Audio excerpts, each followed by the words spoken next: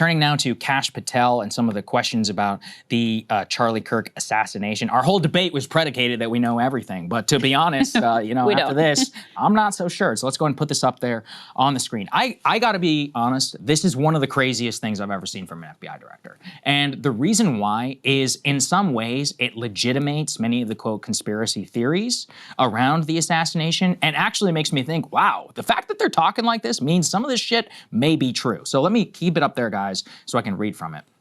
Quote, as the director of the FBI, I am committed to ensuring the investigation into Charlie Kirk's assassination is thorough and exhaustive, pursuing every lead to its conclusion. The full weight of America's law enforcement agencies are actively following the evidence that has emerged, but our efforts extend beyond initial findings. We are examining every facet of this assassination. We are meticulously investigating theories and questions, including the location from where the shot was taken, the possibility of accomplices, the text message confession and related conversations, Discord chats, the angle of the shot and bullet impact, how the weapon was transported, hand gestures observed as potential signals near Charlie at the time of his assassination, and visitors to the alleged shooter residence in the hours and days leading up to September 10th. So he lays out every single question that has been raised, basically, with some currency on the internet. Then he goes on. Some details are known today. While others are being pursued to ensure every possibility is considered, our primary focus is to complete this investigation and deliver justice. To protect the integrity of the investigation and subsequent prosecution, we cannot release every piece of information we have to the public right now. We will ensure every question is addressed at the appropriate moment. Regarding specific details, such as questions about the plane that allegedly turned off its transponder after departing from the airport assassination site, we can share updates when answers are confirmed after interviews with the pilot, consultation with the FAA. We determined transponder was not turned off. Incomplete flight data in rural areas caused the apparent gap. The entire FBI mourns the loss of Charlie Kirk. Will not rest until justice is served, and our investigation into this assassination will continue until every question is answered. And the fact that he laid out every single one of those, did not dispute any of them, effectively gives them currency, and like I said, legitimates it. And the only one that he can potentially strike down is this one about the plane and the FAA, which, by the way, was known within, I don't know, hours after the assassination. That's what was I saw an aviation expert hours after just come out and be like, guys, it's a typical area. The transponder wasn't off. It's just that this is like one particular airspace where it will go out every once in a while. Don't read too much into it as a result. So I don't know. What did you think? Because there's two options. One is this guy is so chronically online, he wants to ensure that the internet doesn't turn against him. So he's gonna list out every single thing and try to take it seriously, and I guess slowly try to dispel it in the future. But the counter is like, okay, if these are so legitimate that the FBI is actually investigating it, that really makes my eyebrows raise, especially because look, Robinson, as of right now, is not cooperating with authorities, right? So presumably he may plead not guilty. Well, couldn't you use that tweet at trial? I was thinking that too. And being like, hey, look at all of these legitimate questions raised here from the defense, from the FBI director. And now all of that, by the way, the FBI will have to make sure that they meticulously go through, like he claims, and actually provide an explanation for each one of those so that Robinson's defense cannot present that to a jury at trial. Presumably, if it goes that direction, we don't know yet. So I thought it was insane. But it's basically crazy no matter what. Absolutely insane. Yeah. I mean, I think it definitely has to do with, like, Kash Patel is an internet influencer. Yeah. Like, that's what he actually is. And so he's seeing all of these theories floating, and he already knows that people hate him because of how he handled the Epstein stuff. And he doesn't want to catch any more heat from his, like, listening and viewing audience. So he's trying, oh, guys, like, I'm with you on the conspiracies. I'm looking into it. I'm on it. I think that's probably a lot of what's going on. But to your point, like, dude, we already have a charging document for Tyler Robinson. And it lays it all out. You've laid out, the government has laid out a quite complete and specific theory of the case. And it does not involve, like, oh, maybe the shot was taken somewhere else. Maybe there were accomplices. Maybe there was, maybe these text messages. Like, he even seems to allude to the text messages being fake, which is like, this is your evidence. So he's undercutting dramatically the government's story of what happened on that day. And it's crazy. Another one he mentions here, how the weapon was transported. Again, we're being told from the government, like, here's how the weapon was transported. Here's what the weapon was. Here's where the shot was taken from. And now the FBI director is saying, well, actually, we're not really too sure about any of this. Yeah, it's manna from heaven for Tyler Robinson's defense team. There's no doubt about it. And it's completely insane. Like, dude, you're not an influencer anymore. You are the government. Yes. You are the deep state. Yes. Like, that's who you are now. You have asserted a very specific theory of the case, and now you're going in and saying, well, we don't really know. We're still looking into it. We'll get back to you. Crazy stuff. Yeah. Absolutely crazy. It fits also with this next part here. Let's put it up here on the screen. There's a new claim from the surgeon, actually, who operated on Charlie in the immediate aftermath of his killing, where they say, quote, Charlie Kirk's body stopped a bullet that would typically, quote, just go through everything. And it was, quote, an absolute miracle that nobody else was killed, his surgeon told TPUSA. So, by the way, this is secondhand information. It's from TPUSA about the bullet. There have been some questions about the bullet and whether it would have passed through Charlie.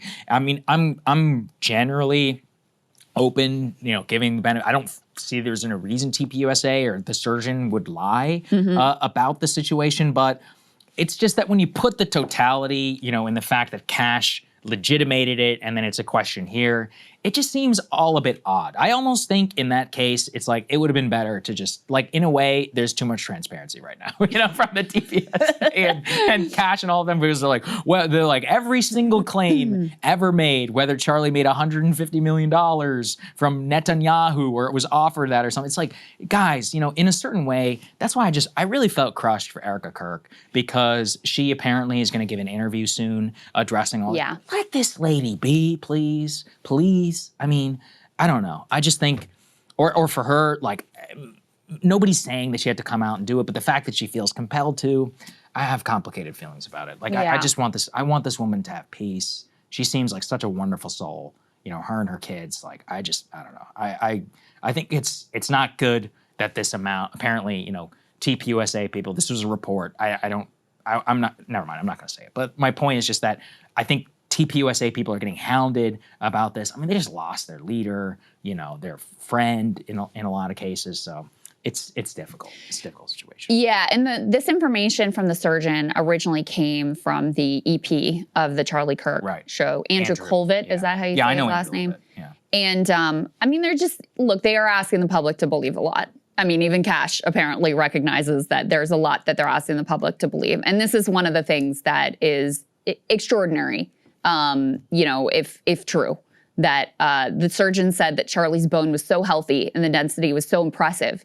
He's like the man of steel. It should have just gone through and through. It likely would have killed those standing behind him too. In the end, the coroner did find the bullet just beneath the skin. Even in death, Charlie managed to save the lives of those around him. Remarkable, miraculous. And, I don't know anything about like the kind of bullets or whatever. I know people are looking at that who do know something, are pretty skeptical of this claim. And the other piece that's, again, it's like, where was this information previously? Because previously it seemed like they didn't have the bullet. And now, here we are a number of days later and they're like, oh no, we do have the bullet. It's beneath his skin. It's just like miraculously he's the man of steel. So it didn't go through. Maybe, but you're asking people to accept a lot here. The other reason why is that may not have even been the explanation. That may have been what the surgeon told TPUSA. And then let's say something else comes out at trial. Then people will be like, wait, but you said this, right? So that's what I'm saying. There's almost too much right now about people who are coming out. And I mean, look, we do have to be honest. There's a lot of weird stuff. It remains, even with the official narrative, with this. By the way, the outfit change, it seems to have been validated. Candace released that photo of Robinson at Dairy Queen like 18 minutes after he shot Charlie Kirk. No, it was hours. Or sorry.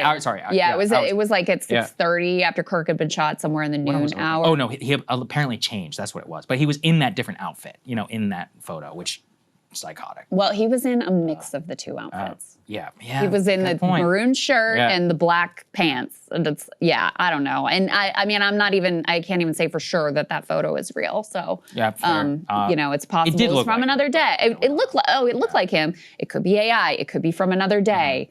I don't really know, but she asserts that it is, but Candace is not also like a traditional journalist. Yes, that's fair. All right, last thing we'll put up here. This was a final thing, report from the New York Post, which actually kind of makes sense if you take Robinson's text to be real. It said that the gun that killed Kirk is, quote, a World War I era rifle that may be untraceable. What they describe in his text, Robinson called it Grandpa's rifle, in that it's a decades-old German-made gun that was used in both World Wars. But I think the point around it was it may be that he actually did select the rifle, either because of the serial number. By the way, they're saying may be untraceable because we don't know the official model or anything of the weapon. And we still, by the way, one reason why I'm inclined to take this more seriously is, remember, they had the rifle very early in the investigation, the day of. Yeah, that's but they didn't have Robinson very early. Whereas if it was traceable or if it was easily connectable to the person who bought it, the grandpa, that's not that difficult. Be like, oh, okay, this person, family tree, boom, from public records, Tyler Robinson. That's an easy way to go there. Until Robinson turned himself in after his father basically used him or forced him to with the sheriff or whatever they were family friends with. They were nowhere. The night before Robinson was caught, they literally were nowhere, according to law enforcement. So I'm inclined to take this a little bit seriously, which is part of what makes it weird. Because the thing is with Robinson is, again, if you accept that the texts are in some way real, which I do think they are real, maybe that is cringe of me, but I just not quite at the point where I think we're fabricating stuff in court documents that are eventually going to go to trial. Just me. Maybe I have too much faith in the system. Well, Kash is investigating it, Saagar. Yeah, Kash. I'm just saying, think about that. That means like all of America's jurisprudence is fake, including the state of Utah. I'm like, maybe. It's definitely possible. But if we accept they're real, he did want to get away with it, which is like, why did he turn himself in at the end of the day? I mean, he went to great lengths, from those text messages. Maybe it was planned, in terms of the weird rhetoric and vernacular that he used, which we talked about previously on the show. So there is still a lot of weird stuff. And if you are a conspiracy theorist on this, I don't blame you, because the way the government is handled has been a disaster. Yeah, you have no reason to believe this government, especially led by Kash Patel, who, as I've said before, is not only political apparatchik, but he is also an incompetent fool. Yes. So there are any number of reasons why you should, be skeptical of the claims here. And I don't even think, I don't think it's fair even to call you conspiracy theorists at this point if you're looking into some of these holes. That's like the job. I mean, I think that's part of the job of a journalist. Oh, absolutely. Right? Is to not just take at face value the government's claims to say, okay, well, these pieces don't really add up. What have you got for me there? Yeah. How did he transfer the guy? Why don't we see it in any of these photos? Those sorts of things, I think are all reasonable and non-conspiratorial questions to ask. I'll give you an example. Yeah. Uvalde. The first 24 hours, the Uvalde cops are a hero.